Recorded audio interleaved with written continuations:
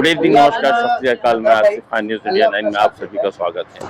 आज का ये प्रोग्राम राष्ट्रवादी कांग्रेस अल्पसंख्यक विभाग के लिए उन्होंने एक प्रोग्राम मुनक़िद किया और आइए हम जानते हैं और जानने की कोशिश करते हैं कि बीजेपी की सहयोगी पार्टी अजीत दादा पवार की पार्टी, जो कि कई मौकों पर उन्होंने मुसलमानों की मदद की कहा भी है, अल्पसंख्यक के लिए क्या करना चाह रहे हैं और क्या उनके इरादे हैं और उनका मकसद क्या है, किस तरीके से अल्पसंख्यकों के लिए फायदा पहुंचाने की कोशिश करते हैं। आइए हम जानने की कोशिश करते हैं। आज 18 दिसंबर 2024 आज हम लोग यहाँ जमा हुए हैं। आज अंतर्राष्ट्रीय अल्पसंख्यक हक दिवस है, जिसके लिए हमारे प्रदेश से हमको नोटिफिकेशन आया था कि आप अपने अपने ज़िला में ये प्रोग्राम करो। अब आपको हम ये बताना चाहते हैं कि अल्पसंख्यक हक दिन क्या होता है। तो अल्पसंख्यक हक दिन जो है ये 1992 को यूएनओ ने पास किया था कि जो पूरे विश्व में भारत में जो अल्पसंख्यक लोग हैं उनकी फलाह बहबूदी की, उनकी भलाई के लिए हर राष्ट्र को कुछ ना कुछ करना चाहिए, जिसके लिए केंद्र सरकार ने अल्पसंख्यकों के लिए प्रधानमंत्री योजना के तहत 15 सूत्रीय कार्यक्रम रखा है। अब मैं आपको बताना चाहता हूं कि मंत्रालय अल्पसंख्यक समुदाय के कल्याण के लिए प्रधानमंत्री के नए 15 सूत्रीय कार्यक्रम को क्रियान्वित कर रहा है। ये एक व्यापक कार्यक्रम है जो भाग लेने वाले मंत्रालय विभागों विभिन्न योजनाओं को कवर करता है, जिसका लक्ष्य ये सुनिश्चित करना है कि 6 केंद्रीय रूप से अनुसूचित अल्पसंख्यक समुदायों को, वंचित और कमजोर लोगों को विभिन्न सरकारी कल्याणकारी योजनाओं का लाभ उठाने के लिए अवसर मिले।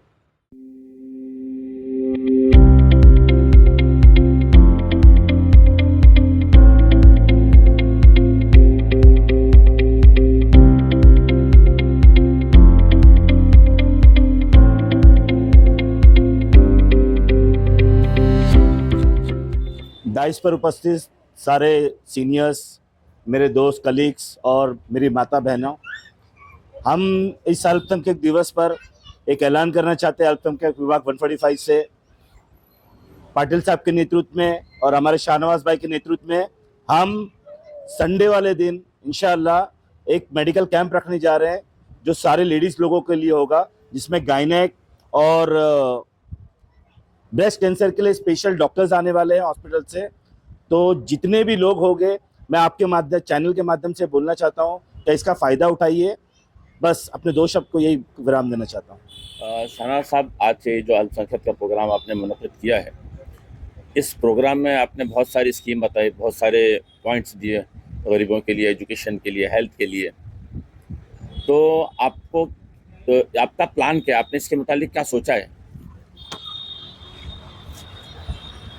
सरकारी योजनाएं जो लोगों के लिए बनाई जाती हैं वो लोगों तक पहुंचती नहीं है और लोगों को इसके बारे में ज़्यादा जानकारी नहीं होती है। सरकार ने काफ़ी एक अलग से बजट बनाया है, अलग से मंत्रालय बनाया है, अल्पसंख्यक मंत्रालय बनाने की जो मेन वजह वो यही थी कि उसको एक अलग से फंड दिया गया है और ये फंड उनके फलाह के कामों के लिए दिए गए जो अल्पसंख्यक थे। अब अल्पसंख्यक का मसला ऐसा है कि अल्पसंख्यक सिर्फ जात धर्म पे नहीं होता, बहुत सी ऐसी चीज़ें जिनकी क्वांटिटी कम है वो अल्पसंख्यक है, चाहे वो माशी तौर से हो, कारोबारी तौर से हो, जाति हो, प्रांतीय हो, काफ़ी चीज़ें इसमें आती हैं।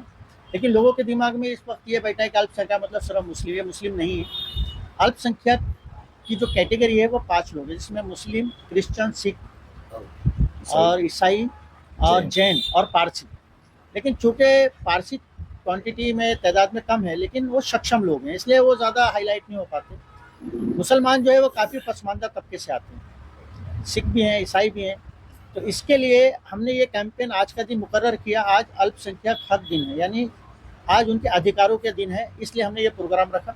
देखो, राजनीति और सोशल वर्क ये दोनों एक ही चक्की के 2 पार्ट होते हैं। मेडिकल का भी एक कैंप अभी हमारे फारूक भाई 145 के विधानसभा अध्यक्ष हैं और अल्पसंख्यक की तरफ से इन्होंने एक बहुत बड़ा एक प्रोग्राम रखा है।